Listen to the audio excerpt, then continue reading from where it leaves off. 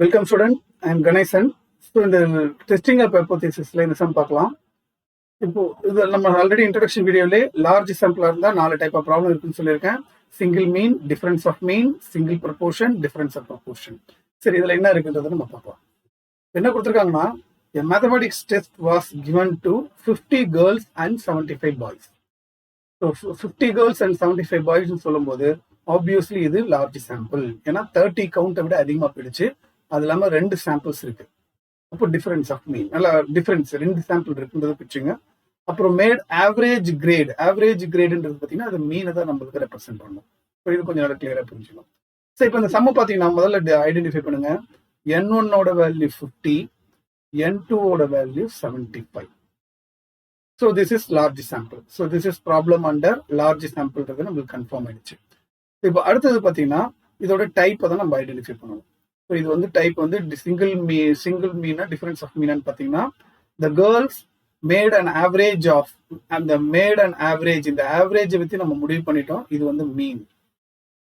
அது இல்லாமல் இது 2 சாம்பிள் இருக்கு. ஒன்று 50 கேர்ள்ஸ், ஒன்று 75 கேர்ள்ஸ். அப்போ இது டிஃபரன்ஸ் ஆஃப் மீன் அந்த டாபிக்ல வந்துடுச்சு. ஸோ டிஃபரன்ஸ் ஆஃப் மீன்ற டாபிக்ல வந்ததுனால நம்மளுக்கு Z-ஓட formula x1 bar minus x2 bar divided by root of sigma 1 square by n1 plus sigma 2 square by n2. அதான் ஃபார்முலா. சரி, இப்போ இதுல n1 n2 நம்மளுக்கு தெரிஞ்சு போயிடுச்சு. அடுத்தது பார்த்தீங்கன்னா the girls made an average grade of 76. அப்போ x1 bar வந்து 76. அவங்களோட standard deviation sigma 1 is equal to 6. While the boys made an average grade of 82. So x2 bar வந்து 82 and standard deviation sigma 2 is equal to 2. இப்போ என்ன கேட்குறாங்கன்னா, test whether there is a significant difference between the performance of boys and girls. இப்போ 2 குரூப்புக்கும் ஏதாவது difference இருக்கா அப்படின்னு கேட்குறாங்க. நம்ம முதல்ல அசியூம் பண்ண போகிறது இந்த 2 குரூப்புக்கும் எந்த ஒரு டிஃபரன்ஸுமே இல்லை அப்படின்றது நல்லா இப்போ அசியூம் பண்ணிக்கலாம். ஓகே, ஃபர்ஸ்ட் நம்ம இதை முடிவு பண்ண பிறகு நம்ம அடுத்தது நம்ம என்ன செய்யணும், லெவல் ஆஃப் சிக்னிஃபிகன்ஸ் ஐடென்டிஃபை பண்ணணும். லெவல் ஆஃப் சிக்னிஃபிகன்ஸ்னா இதர் ஃபர்ஸ்ட் 5% இல்லை 1%. இல்லை எதுவுமே கொடுக்காதனால நம்ம ஆஸ் யூஷுவல் 5% லெவலே டிஸ்கஸ் பண்ணிக்கலாம். ஓகே, அடுத்தது ஹைபோதீசிஸ் நான் எடுத்துக்க போறேன். ஹைபோதீசிஸ் வந்து H0. அடுத்தது ஆல்டர்னேட் ஹைபோதீசிஸ் H1. என்ன சொல்றாங்கன்னா, என்ன டெஸ்ட் பண்ண சொல்றாங்க, இவங்க 2 பேருக்கு நடுவில் ஏதாவது டிஃபரன்ஸ் இருக்கா, test weather there is any significant difference between சொல்றாங்க. நம்ம என்ன அசியூம் பண்ணிக்கணும், நல்லா ஹைபோதீசிஸ்ல எந்த டிஃபரன்ஸுமே இல்லை, அவங்களோட பெர்ஃபார்மன்ஸ்ல எந்த டிஃபரன்ஸுமே இல்லை அப்படின்றத அசியூம் பண்ணிக்கணும். அப்போ μ1 is equal to μ2. நீங்க கேட்கலாம், சார் நம்ம மீன் வந்து x1 x2 தானே எடுத்திருக்கோம், அப்போ x1 bar equal to x2 bar தானே போடணும், அதில் தான் டிஃபரன்ஸ் இல்லைன்னு நம்ம சொல்லணும் அப்படின்னா அப்படியாவது கிடையாது.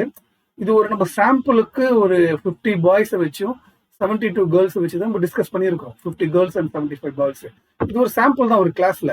பட் ஓவராலா பாப்புலேஷன் பார்த்தீங்கன்னா ஒரு சாம்பிளை வச்சு பாப்புலேஷனை நம்ம டிஸ்கஸ் பண்ணணும். அதனால தான் பாப்புலேஷன்ல தான் நம்ம அந்த வேரியன்ஸ் சொல்லணும். புரியுதுங்களா? ஒரு பானை சோத்துக்கு ஒரு சோறு பதன்ற மாதிரி ஒரு பாப்புலேஷனை டிஸ்கஸ் பண்றதுக்கு சாம்பிளை வச்சு ட்ரை பண்றோம். சாம்பிளை வச்சு ஒர்க் பண்ணி பாப்புலேஷன்ல ரிசல்ட் நம்ம சொல்றோம்.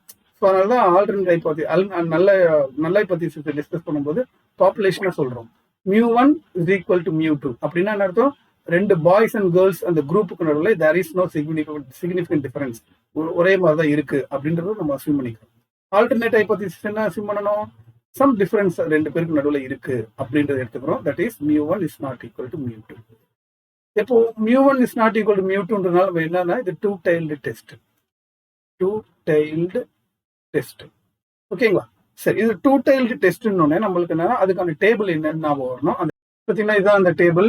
இப்போ இதில் டூ டைல் டெஸ்ட்னால இது அதில் நம்ம ஆல்ரெடி 5% லெவல் தான் டிஸ்கஸ் பண்ண போகிறோம். அப்போ 1.96. ஸோ இதுதான் டேபிள். இப்போ நான் Z கால்குலேட் பண்ணலாம். ஸோ Z-ஓட வேல்யூ என்னன்னா x1 bar minus x2 bar divided by root of sigma 1 square by n1 plus sigma 2 square by n2. So இதில் வந்து எல்லா வேல்யூ நம்ம சப்ஸ்டிட் பண்ணலாம். ஸோ x1 bar வந்து பார்த்தீங்கன்னா 76, x2 bar வந்து 82. So 76 minus 82 divided by root of sigma 1. sigma 1 பார்த்தீங்கன்னா 6, sigma 2 வந்து 2. So 6 square by n1. n1 வந்து 50 கேர்ள்ஸ்னு அவங்க சொல்லியிருக்காங்க. அப்புறம் சிக்மா 2 வந்து 2, so 2 square divided by n2. n2 வந்து 75 boys.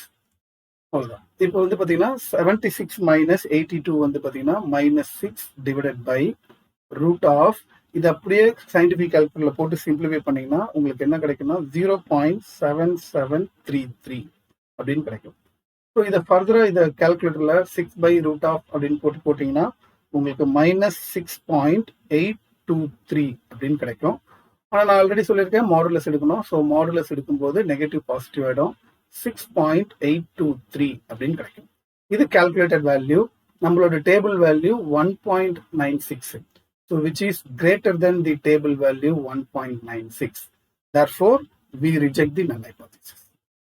Therefore, we reject the null hypothesis H0. சரிங்களா? அவ்வளவுதான் சம்மோட ஆன்சர் முடிஞ்சு போச்சு.